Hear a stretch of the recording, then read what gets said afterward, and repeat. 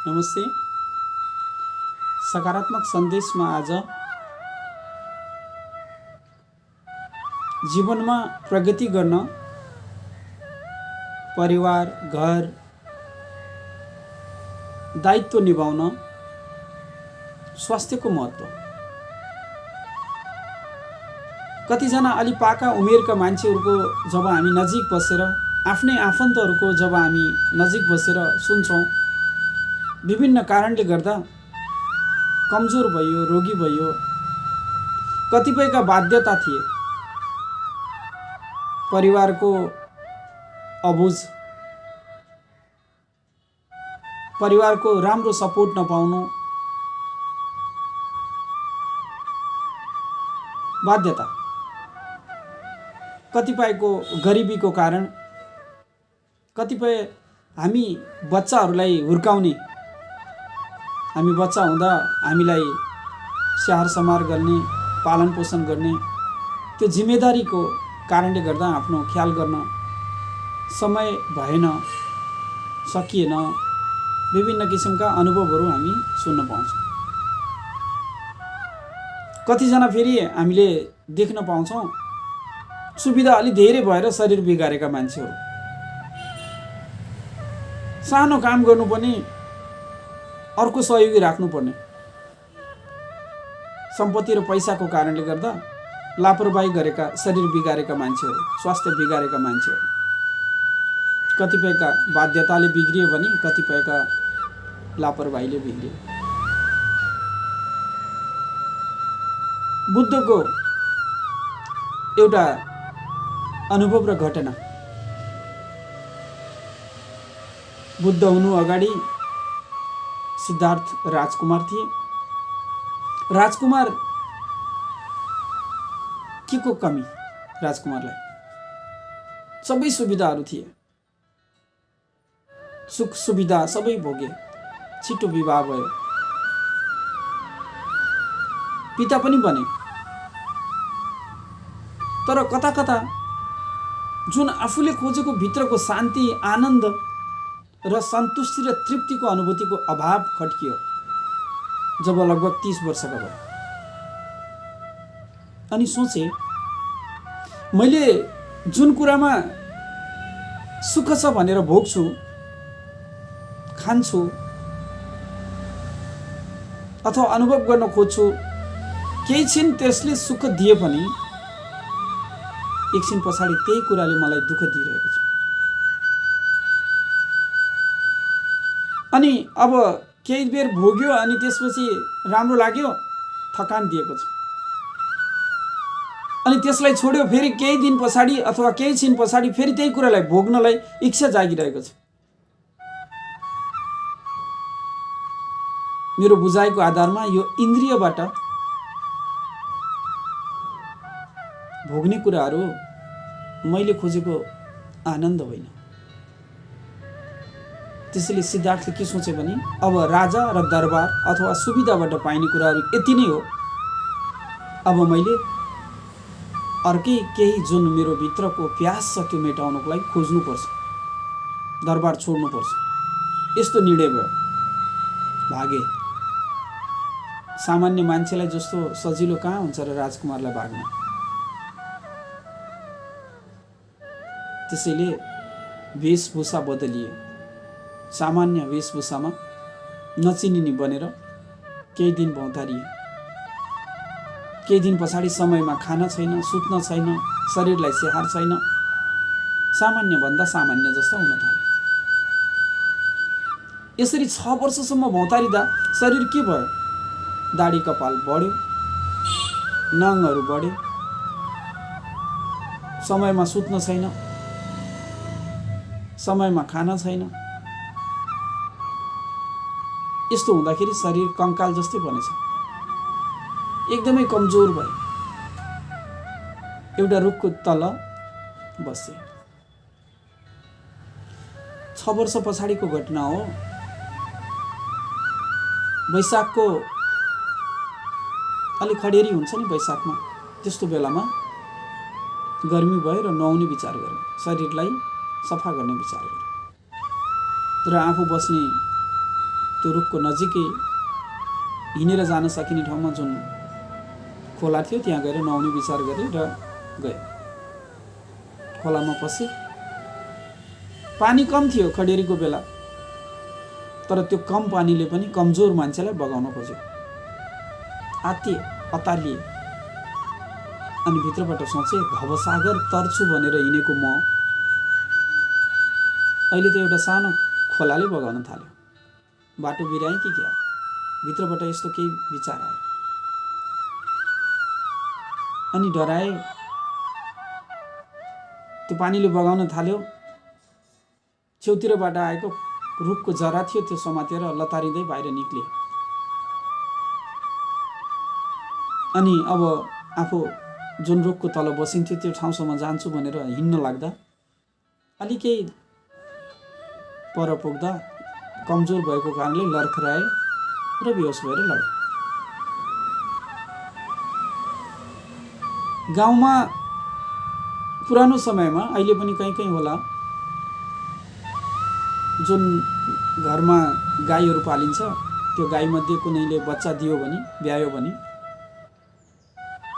10 दिन पछाडि त्यो गोरस हुन्छ अथवा त्यो दुधबाट बनेको खिरहरू छ, त्यो वनदेवी अथवा ग्राम देवता, कुल देवता, क्षेत्रपाल, कुनै सन्तको आश्रम या गङ्गाको किनारमा भएका तीर्थहरूमा लगेर चढाउने चलन थियो र अहिले पनि कहीँ कहीँ छ। त्यहाँ के भएछ भने त्यतिखेर एकजना ग्राम प्रधानको छोरी सुजाता नामको तरुणी केटी आफ्नो घरबाट वनदेवीलाई चढाउन भनेर त्यसै दुध र खिर लिएर जाँदै रहेछ। अनि सिद्धार्थ, उसले नचिनेको त्यो मान्छे भ्युस, त्यो पनि जिउँदो हो कि मरेको थाहा छैन, पहिला त डराएछ। त्यो कङ्काल जस्तो डरलाग्दो शरीर देखेर, त्यो लडेको मान्छे देखेर। तर अलिकति हिम्मत र आँट भएको केटी नजिक गएछ। अनि यसो हेरेछ, श्वास चल्दैछ कि जस्तो लागेछ। अनि मनमा नै के सोचेछ भने आज रिस्क लिनु पर्यो, आज यो मान्छेलाई बचाउनु पर्यो। त्यस्तो आएछ भित्रबाट। अनि सोचेछ, मैले जुन दुध र खिर वनदेवीलाई भनेर चढाउँछु, कुनै पशुले खान्छ अथवा यत्तिकै खेर जान्छ थाहा छैन। आज म के गर्छु भने यो दुध यो मान्छेलाई खुवाउँछु, यो खिर यो मान्छेलाई खुवाउँछु। यदि उसलाई बचाउन सक्यो भने मेरो लागि साँच्चै भगवान त यो पो, र भगवानलाई सेवा त्यो पो। अनि दुधको थोपा ओठमा लगाएछ। जब ओठमा दुध लाग्यो, उनले आँखा हल्का चलाउन थालेछन् र आरामसँग खोलेछन्। सुजातालाई माया लाग्यो। माया भन्नाले कुन माया लाग्यो भने जुन एउटा आमाले आफ्नो बच्चालाई गर्छ, त्यो प्रेम, वात्सल्य प्रेम।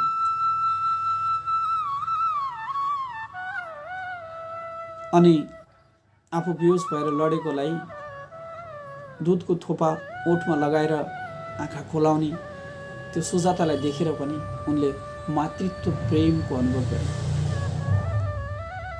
सुजाताले हातको सहारा दिएर उठाइन् र खिर खुवाउनको लागि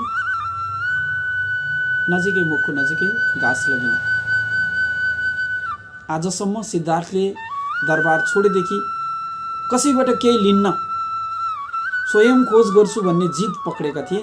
तर आज के बुझे भने सबैभन्दा पहिला यदि ईश्वरको दर्शन पनि गर्नु छ त शरीर त चाहिन्छ, आनन्दको अनुभूति गर्न छ त्यसको लागि पनि शरीर त चाहिन्छ। मैले बाटो बिराएँ कि क्या?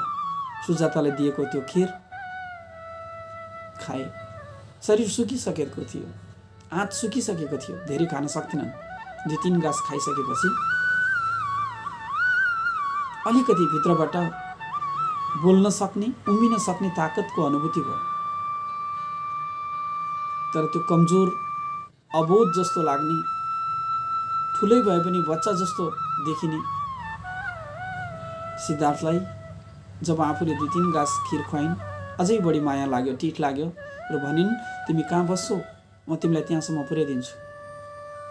बुद्धले सिद्धार्थले आफू बस्ने रुखको इसारा गरे र सुजाताले हातको सहारा दिएर सिद्धार्थलाई त्यहाँसम्म पुर्याइन्। अचम्म के भयो थाहा छ?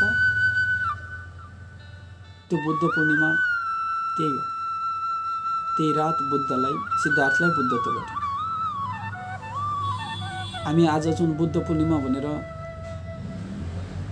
उत्सव मनाउँछौँ, बुद्धलाई सम्झन्छौँ, त्यो त्यही दिन थियो, वैशाखको बुद्ध पूर्णिमा। अहिलेसम्म जबदेखि सिद्धार्थ दरबार त्यागेर हिँडे, जिद गरेका थिए, मलाई ईश्वरको अनुभूति चाहिन्छ, आनन्दको अनुभूति चाहिन्छ। तर आज उनले आफ्नो जिद छोडे र बुद्धत्व घट्यो। त यो बुद्धको जीवनीबाट हामी के बुझ्न सक्छौँ? पहिलो कुरा, शरीर स्वस्थ चाहिन्छ। कहीँ अति उपवासको कारण हामी शरीरलाई बर्बाद त गर्दैछौँ। उपवास स्वास्थ्यको लागि राम्रो हो, तर स्वस्थ शरीरले, स्वस्थ मान्छेले उपवास गर्नु राम्रो हो। उप यानि सहयोगी, जस्तै उप प्रधानमन्त्री, उपराष्ट्रपति भनिन्छ, त्यस्तै उपवास यानि भित्रको सँगवास, आत्मासँगवास।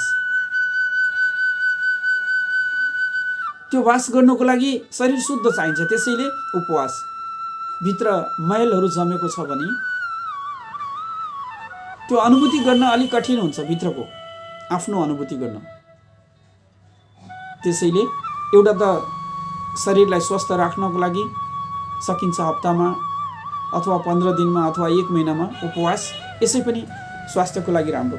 जुन हाम्रो आन्द्राहरूमा आउँहरू जमेको हुन्छ त्यसलाई सफा गर्नको लागि मद्दत गर्छ।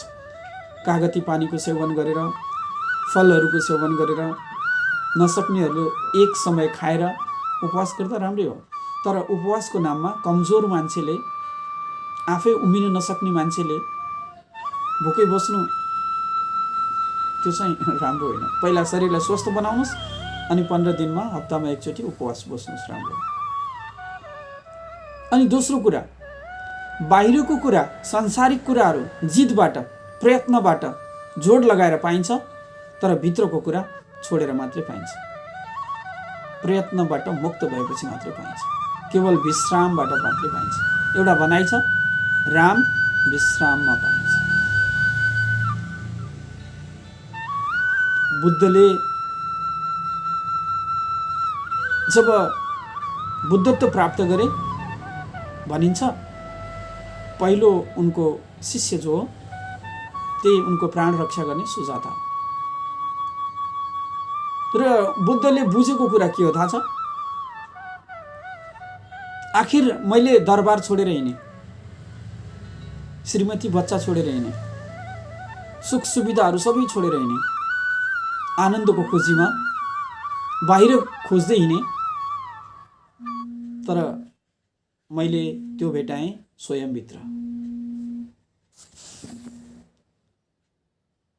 किनकि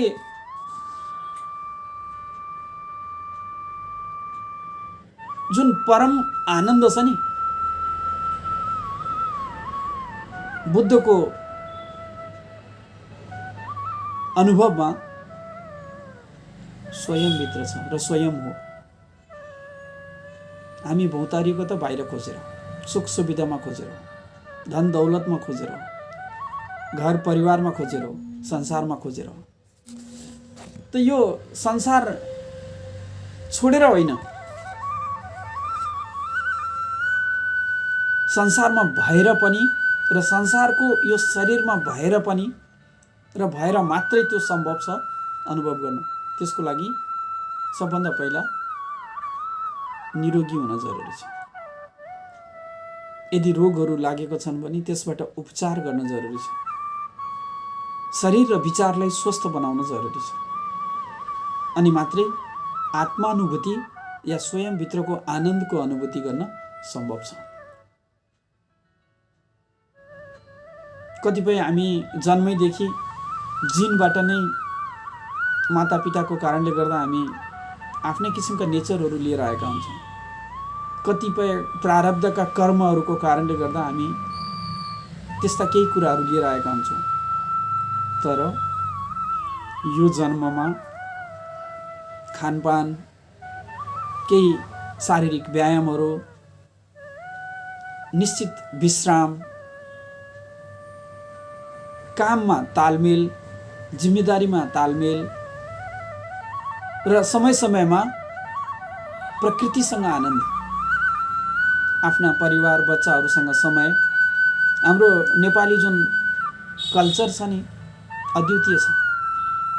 त्यसैले तीजमा रमाइलो गर्नुपर्छ, उत्सव मनाउनुपर्छ, दसैँमा उत्सव मनाउनुपर्छ, वैशाखे सङ्क्रान्तिको बहानामा, माघे सङ्क्रान्तिको बहानामा, कार्तिके ठुला एकादशीको बहानामा उत्सव मनाउने, परिवारहरूसँग बस्ने, घुम्ने, रमाइलो गर्ने हाम्रा परम्पराहरू हामीलाई मनोरञ्जन मात्रै दिँदैनन्, स्वस्थ लाभ पनि दिन्छन्। शरीर मात्रै स्वस्थ हुनु, मान्छे स्वस्थ हुनु होइन, मनबाट पनि मानसिक रूपमा पनि स्वस्थ हुनु अझै ठुलो। एउटा मजबुत मनले कमजोर शरीरलाई राम्रोसँग बोक्न सक्छ।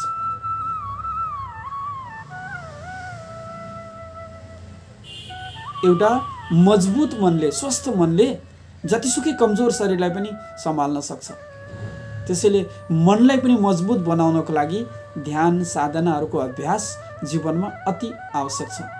आजको सकारात्मक सन्देशमा जीवनमा अझै बढी प्रगति गर्नको लागि शरीर स्वस्थ चाहिन्छ। यसको ख्याल गरौँ, आफ्नो ख्याल गरौँ। यही सन्देशका साथ फेरि अर्को कुनै रोचक घटना, अनुभव अथवा कथासँग उपस्थित र भेट हुनेछ। आजको लागि विश्राम। जय होस्।